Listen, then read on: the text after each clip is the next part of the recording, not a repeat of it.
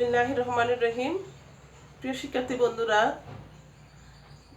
আমি মিসেস কাঁচরাবাদ বহুমুখী উচ্চ বিদ্যালয়ের শিক্ষিকা মিসেস মাহবুবাতুন নূর। আজকে আমি সপ্তম শ্রেণীর বাংলা দ্বিতীয় পত্র অনলাইন ক্লাসে তোমাদের স্বাগতম। আজকে আমি বাংলা দ্বিতীয় পত্র ক্ষারক নিয়ে উপস্থিত হয়েছি। ক্ষারক কিভাবে নির্ণয় করা হবে সেটা আমি কিছুটা মাত্র হলে সংক্ষিপ্ত ক্লাসে তোমাদের বোঝাইতে চেষ্টা করতেছি। আশা করি তোমরা বুঝতে পারবে।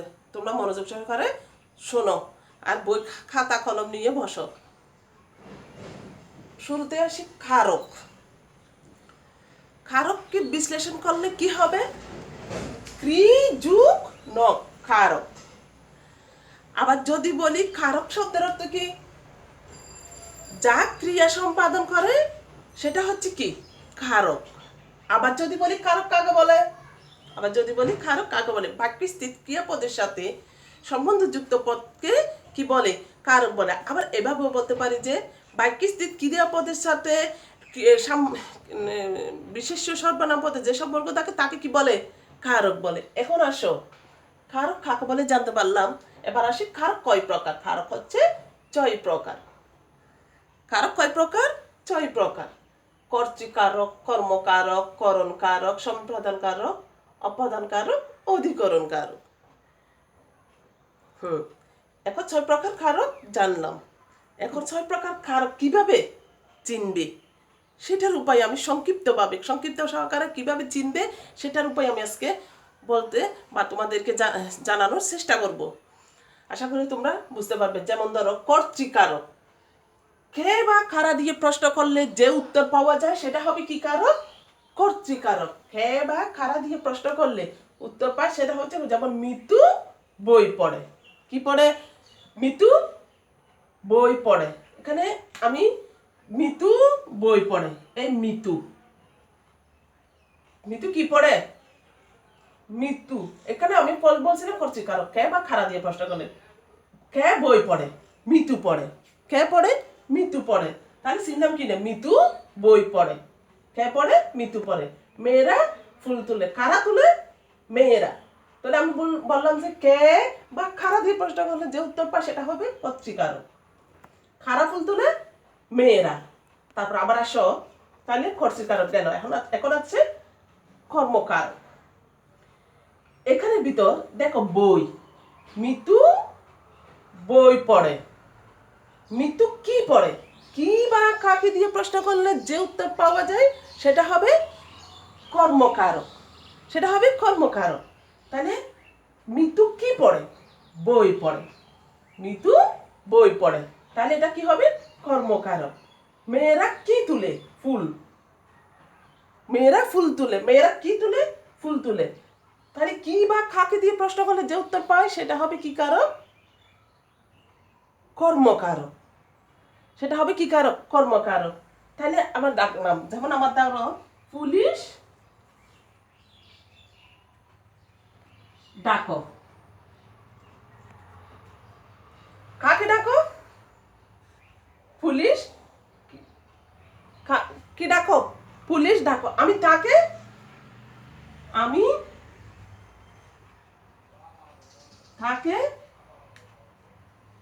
চিনি। আমি কাকে চিনি? তাকে চিনি। তাহলে কি ডাকো? পুলিশ ডাকো। কি ডাকো? পুলিশ ডাকো। বা কাকে ডাকো? পুলিশ ডাকো। আমি কাকে চিনি? আমি তাকে চিনি। তাইলে কর্মকারক চিনলাম কি না? কি বা কাকে দিয়ে প্রশ্ন করলে যে উত্তর পাওয়া যায় সেটা হবে কি কারক? কর্মকারক। তাহলে কর্তৃকারক, কর্মকারক গেল। এখন আসছে করণকারক। তাহলে আগে আমরা করণ শব্দের অর্থ কি জানতে হবে। করণ শব্দের অর্থ হচ্ছে যন্ত্র, উপকরণ, সহায়ক, মাধ্যম, উপায়। এগুলা করণ শব্দের অর্থ হচ্ছে যন্ত্র, উপকরণ, সহায়ক, মাধ্যম। এগুলো হচ্ছে করণ শব্দের অর্থ হচ্ছে এগুলা।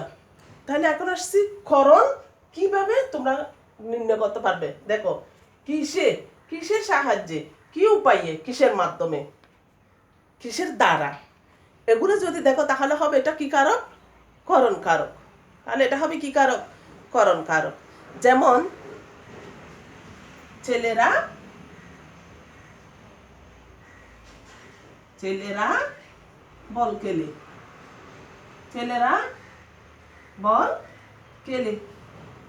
ছেলেরা কিসের সাহায্যে খেলে? ছেলেরা কি দ্বারা খেলে? ছেলেরা কি দ্বারা খেলে? বল দ্বারা খেলে। কি দ্বারা? তাহলে বল এটা কি একটা উপকরণ। বল এটা কি একটা উপকরণ। লাঙ্গল দ্বারা, লাঙ্গল দ্বারা জমি চাষ করা হয়। লাঙ্গল দ্বারা কি করা হয়? লাঙ্গল এটা কি? এটা একটা যন্ত্র। লাঙ্গল এটা একটা হচ্ছে কি যন্ত্র। লাঙ্গল দ্বারা কিসের দ্বারা? লাঙ্গল দ্বারা কিসের দ্বারা?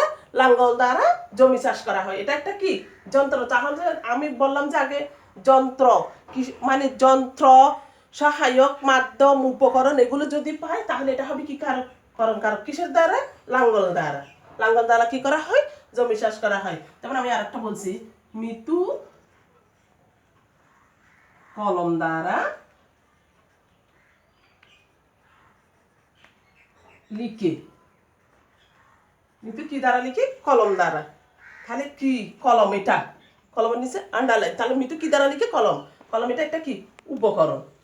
তাহলে এটা আমরা যখন উপকরণ, আমি বলছিলাম উপকরণ, সহায়ক, মাধ্যম ইত্যাদি যদি বুঝায় কিসে এবং কিসের সাহায্যে, কি উপায়ে, কিসের দ্বারা, অর্থাৎ দ্বারা দিয়া কর্তৃক, তাহলে এটা হবে কি কারক? করণ কারক। তাহলে আশা করি আমি 3টা কারক নির্ণয় গেল, কর্তৃকারক, কর্মকারক, করণ কারক। এখন আসছে সম্প্রদান কারক। সম্প্রদান শব্দের অর্থ হচ্ছে কি স্বেচ্ছাদান। সম্প্রদান শব্দের অর্থ কি? স্বেচ্ছাদান। যেখানে সত্য ত্যাগ করে কাউকে কিছু দান করা হয় তাহলে এটা হবে কি কারক? সম্প্রদান কারক বলে। তাকে কি বলে? সম্প্রদান কারক। সত্য ত্যাগ করে, অর্থাৎ যার বিনিময়ে কিছু নেওয়া হয় না, তাহলে এটা কি হবে? সম্প্রদান। যেমন ভিক্ষুককে ভিক্ষা দাও। যেমন ভিক্ষুককে ভিক্ষা দাও। ভিক্ষুককে, এখানে ভিক্ষুককে কাকে বললে, যদি আমি আগে বলছিলাম যে কাকে বা কি বা কাকে দিয়ে প্রশ্ন করলে সেটা হবে কর্মকারক। তাহলে এখানে ভিক্ষা, কাকে যদি আমরা ভিক্ষা দিই তার বিনিময়ে আমরা কিছু নিই না। যেমন দরিদ্রকে দান করো। দরিদ্রকে দান করো। দরিদ্রকে, এখানে আমরা ভিক্ষুককে ভিক্ষা দিচ্ছি, তার বিনিময়ে আমরা কি 5 দিন বা 10 দিন মানে কাকে দান দিলে আমরা সেটা আবার নিয়ে নিই, কিন্তু এখন কি নেব না। তাহলে এখানে হবে ভিক্ষুক, অর্থাৎ এখানে স্বেচ্ছা, অর্থাৎ কোনো স্বার্থ থাকবে না, সেটা আবার ফেরত দেওয়ার কোনো মাধ্যম থাকবে না। তাহলে এটা হবে কি কারক? সম্প্রদান কারক। দরিদ্রকে দান করো, এখানে দরিদ্রকে দান করো, তার বিনিময়ে কিছু নেওয়া হয় না। ভিক্ষুককে ভিক্ষা দাও। কাকে দাও? ভিক্ষুককে। খালি ভিক্ষা দাও অর্থাৎ দান। যেমন আবার ধরো ধোপাকে কাপড় দাও। কাকে দাও? ধোপাকে। এটা কিন্তু কোনোদিনই সম্প্রদান কারক হবে না, কারণ ধোপাকে কাপড় দিলে সেটা পারিশ্রমিকের বিনিময়ে দেওয়া হয়। তাহলে কাকে দাও? ধোপাকে। তাহলে এটা হবে কি কারক? কর্মকারক। ধোপাকে খাবারটা সেটা আবার ফেরত দেওয়া হবে। এবং কাকে দিয়ে প্রশ্ন করলে, আমি আগে বলছিলাম কি বা কাকে দিয়ে প্রশ্ন করলে সেটা হবে কি কারক? কর্মকারক। তাহলে আমি 1 2 3 4 অর্থাৎ কর্তৃকারক, কর্মকারক, করণকারক, সম্প্রদান কারক গেল।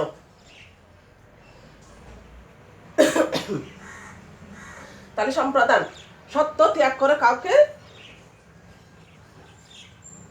দান করা হলো, তাহলে এটা হবে কি করবে? কি হবে? সম্প্রদান কারক। সত্য ত্যাগ করে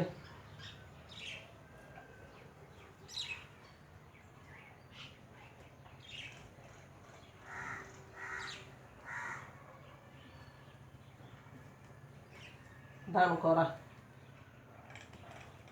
তাহলে এটা হবে সম্প্রদান কারক। তাহলে এখন অপাদান কারক, আসলে ইম্পর্টেন্ট এটা।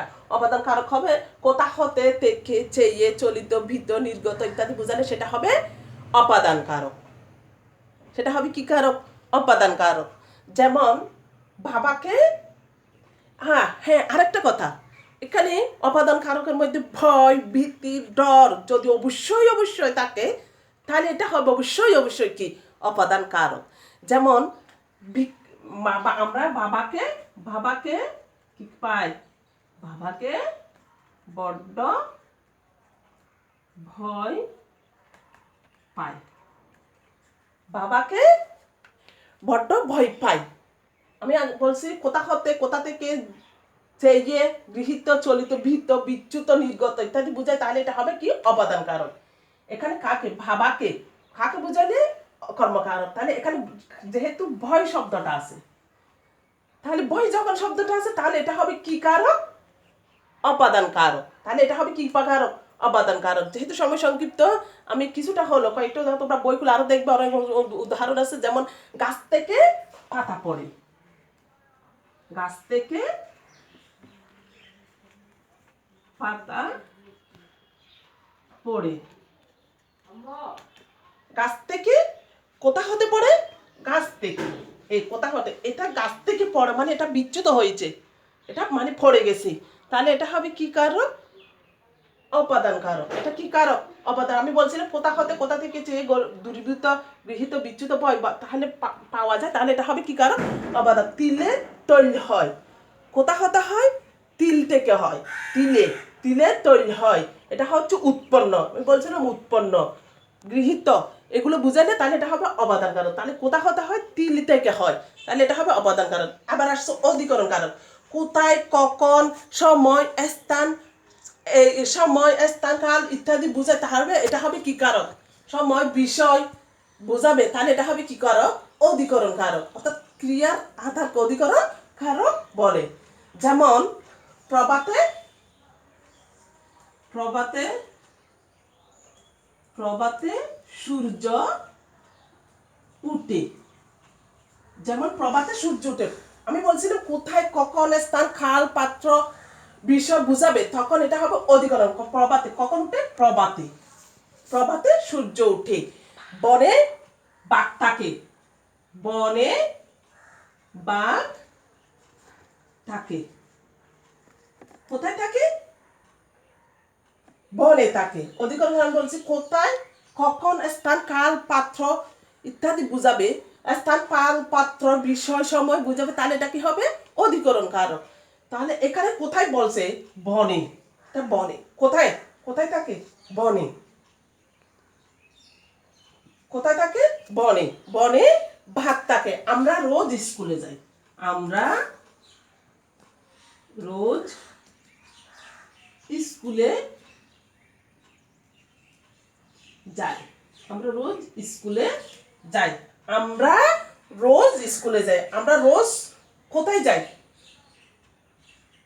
আমরা রোজ কোথায় যাই, স্কুলে যাই, আমরা রোজ কোথায় যাই, স্কুলে যাই। তাহলে এটা কি হবে, অধিকরণ কারক বলে, অধিকরণ কারক হবে। তাহলে আমরা কিছুটা হলেও সংক্ষিপ্তভাবে আমি কিছুটা হলেও তোমাদেরকে আজকে কারকটা বোঝাইতে পেরেছি আশা করি। আর তোমরা আর বাকি উদাহরণগুলো বইগুলো ভাষা ভালো করে দেখবে। কর্তৃকারক আমি আবারও একটু রিপিট করতেছি। যেমন ধরো, এখন কর্তৃকারক চেনার উপায়, কে বা কারা দিয়ে প্রশ্ন করলে যে উত্তর পাবো তাহলে সেটা হবে কর্তৃকারক। কর্মকারক কি বা কাকে দিয়ে প্রশ্ন করলে যে উত্তর পাবে সেটা হবে কর্মকারক। করণকারক কিসের সাহায্যে, কিসের দ্বারা, কি উপায়, কিসের মাধ্যমে, এগুলো বুঝালে তাহলে এটা হবে করণকারক। যেমন করণকারকের মধ্যে উপকরণ থাকবে, করণ শব্দের অর্থ হচ্ছে যন্ত্র, উপকরণ, সহায়ক, মাধ্যম, উপায়, এগুলো এগুলো এগুলো দ্বারা বুঝালে তাহলে এটা হবে কি কারক, করণকারক। তাহলে সহজে চিনতে পারবে। তারপরে এখানে আবার সম্প্রদান কারণ, এটা একটু ভিন্ন। সম্প্রদান হচ্ছে যত স্বেচ্ছাদান, যাকে কোনো কিছুর বিনিময়ে নেওয়া হয় না, যা কোনো কিছুর বিনিময় নেওয়া হয় না, তাহলে এটা হবে সম্প্রদান কারক। অপাদান কারক হবে মানে সত্য ত্যাগ করে যাকে দান করা হয়, তাহলে এটা হবে কি সম্প্রদান কারক। অপাদান কারক কোথা হতে থেকে চেয়ে চলিত উৎপন্ন গৃহীত বিচ্যুত বুঝাবে, তাহলে এটা হবে কি কারক, অপাদান কারক। অধিকরণ কারক হবে কখন, কোথায়, স্থান, সময়, পাত্র, বিষয় বুঝাবে, তাহলে এটা হবে অধিকরণ কারক। তাহলে বন্ধুরা, আজকে সংক্ষিপ্ত ক্লাসে কিছুটা হলো আমি তোমাদেরকে আইডিয়া দিতে পেরেছি কারকের। আর আর বাকিগুলো যদি আল্লাহর কৃপা হয় স্কুল খুললে বাকিগুলো বোঝানোর চেষ্টা করবো। আশা করি তোমরা সবাই ভালো থাকবে বাসায়। আমি ভালো বিদায় বন্ধুরা, আসসালামু আলাইকুম।